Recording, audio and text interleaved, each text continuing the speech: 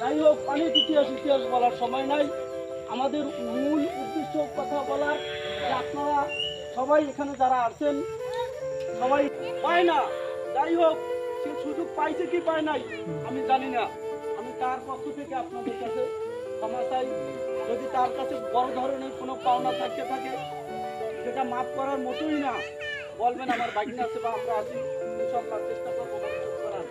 আর বাকি তাকে شكرا أكبر درشم اللهم صل على سيدنا ونبينا وشفينا وحبيبنا مولانا محمد صلى الله عليه وعلى آله وصحبه وبارك وسلم।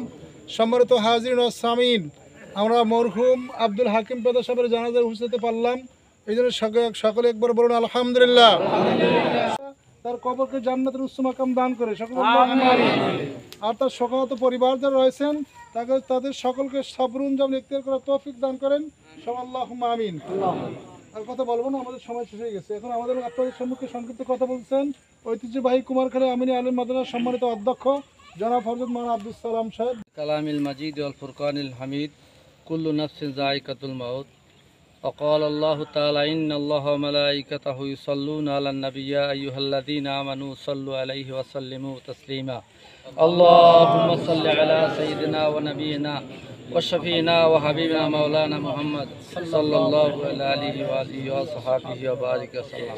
সম্মানিত হাজিরিন, আসলে আলোচনা করার সময় না, সূর্য শেষের দিকে দাফনের কার্যক্রম আছে, দু একটা কথা না বললেই নয়। মাইয়াত আব্দুল হাকিম পেদার ছেলে মোহাম্মদ কাউসার ওরফে সুজন, সে আমার মাদ্রাসায় চাকরি করে। আমাদের শিক্ষক আসতে জিজ্ঞেস করবেন, আমাদের শিক্ষকের আমাদের অনুপস্থিত আমাদের মাদ্রাসার যে কোনো শিক্ষকের কাছে জিজ্ঞেস করবেন কাউসার ছেলে হিসেবে কেমন। আসসালামু আলাইকুম। বলছে আমার আব্বু তো এলাকায় রয়েছে বা ওপারও বাজারের কাছে, কারোর কাছে যদি কোনো পড়াশোনা থাকে বা কোনো কিছু লেনদেন থাকে আমার কাছে বলবেন, আর সেও যদি কী করে আমার কাছে সব কিছু বলবেন। আর তারা সবাই একটু ক্ষমা করে দেবেন, তার জন্য একটু দোয়া করবেন।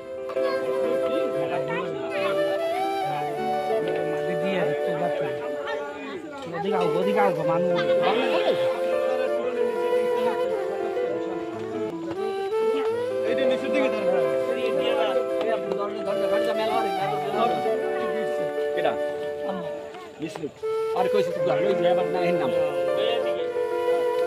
ওই যা ওই খারাই দিছে রাখো দৌড় দৌড়